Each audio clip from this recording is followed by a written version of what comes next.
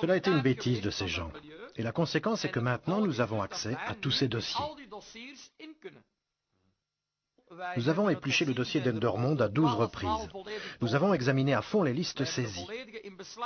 Tous les listings, car ne l'oubliez pas, même le contenu des cassettes vidéo saisies en 1992 avait été entièrement retranscrit. Eh bien, tout ce qui se trouvait dans ces cassettes, les séquences qui figurent dedans, l'action, les adresses, tout était repris dans des procès-verbaux. En fait, nous avons recopié intégralement le dossier avec toutes les informations possibles et imaginables qui s'y trouvaient. Dites-vous bien que le seul élément qui nous donne nettement raison est que nous avons vu dans le dossier d'Endermonde la photo de Robert van der Natten avec la mention « Cet homme n'a pas été identifié ». Cette photo avait été extraite de la cassette Madeira. Alors, nous avons photographié cette photo, nous l'avons mise sur une affiche d'avis de recherche. Et c'est de cette manière que nous avons pu retrouver Van der Natten. Robert van der Natten accepte un rendez-vous à Ulst fin décembre 1997. Très inquiet de se savoir découvert, il est prêt à charger ses complices, dont De Reyck. Ik ben altijd netjes opgevoed. Ik kan niet verwerken. Ik kan niet verwerken. Niet met die kinderen, eerlijk niet. Met die kinderen heb ik niks, met die kleine kinderen heb ik niks gedaan. Echt niet. C'est ainsi qu'il remet à Marcel Van Loossem la cassette Madeira.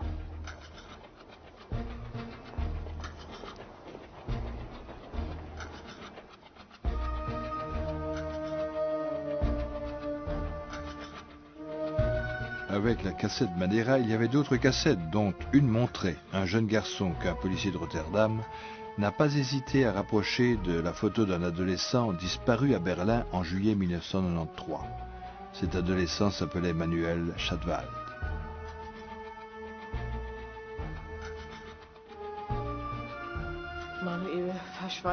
Manuel a disparu le 24 juillet 1993, pendant les vacances d'été, un samedi. Il a quitté la maison vers 10h30. Il voulait passer tout à fait normalement sa journée dans un centre de loisirs. Et il prenait le métro ou le bus? Il prenait d'abord le métro, puis le semi-métro. Et la première station de métro qui tout près du domicile, c'est laquelle? Kaiserin Augusta Straße, sur la ligne 6. Il a emporté son sac à dos avec son pique-nique et il est parti. Le soir, vers 20h, j'attendais son retour, puis l'heure avançait. 8h30, 9h. J'ai commencé à m'inquiéter. J'ai pris peur. Et j'ai passé une mauvaise nuit. Ça n'était jamais arrivé. Manuel n'avait jamais manqué de rentrer. Il revenait toujours, même si c'était avec une demi-heure ou une heure de retard, parce qu'il est parfois un peu dans la lune. Le lendemain, dans la matinée, je suis allée au poste de police le plus proche pour signaler sa disparition. C'était le dimanche 25 juillet. Manuel avait bel et bien disparu. Nos recherches nous ont fait percevoir une réalité plus complexe et peut-être plus difficilement acceptable pour la maman de Manuel. Il semblerait que Manuel ait été vu 2 ou 3 fois avant sa disparition à la gare du Zoo à Berlin, lieu de prostitution des jeunes. Un appel anonyme reçu au groupement d'aide sociale Mano Umeter a été enregistré 1 an après sa disparition. Je préfère ne pas dire mon nom. Je voudrais seulement dire que j'ai des preuves que le petit Manuel de Berlin, à Amsterdam, oui, Amsterdam en Hollande, est mort. J'en ai vraiment des preuves. Et l'homme qu'il a pour ainsi dire sur la conscience se trouve ici à la gare. Il de 12 à 13 ans. Si vous êtes intéressé à entreprendre quelque chose avec la police criminelle ou quoi que ce soit, alors que je leur décrirai à quoi il ressemble. Pour commencer, il paraît avoir 45-50 ans, mesure 1,80 m environ, porte également un jeans, une veste verdâtre avec le dos vert et les épaules bleues. Il a les cheveux bouclés et grisonnants, porte des lunettes. une moustache et a généralement toujours en main une clé de voiture. Mais comment il s'appelle ou quoi, je ne sais pas. Mais il est généralement entre l'avant-midi et l'après-midi, toujours à la gare ici. Voilà, c'est quasiment l'homme qui vous conduira à Manuel. Ok. En 1994, nous avons reçu la visite de la police allemande. Il était question de 2 jeunes Allemands qui avaient été séquestrés dans un bordel pour garçons. Et dans cet établissement, ils auraient vu Manuel Chatwald. C'était en 1994. La police de Rotterdam a ouvert une enquête. Toute une équipe d'enquêteurs a été mise sur l'affaire.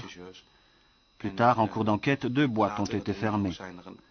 Un certain nombre de suspects ont été arrêtés et tous les garçons ont été soustraits au circuit de la prostitution. Mais Chatwald n'a jamais été trouvé. Si je me souviens bien, ils l'ont reconnu à partir d'une photo, disant « Nous avons vu ce garçon aussi ».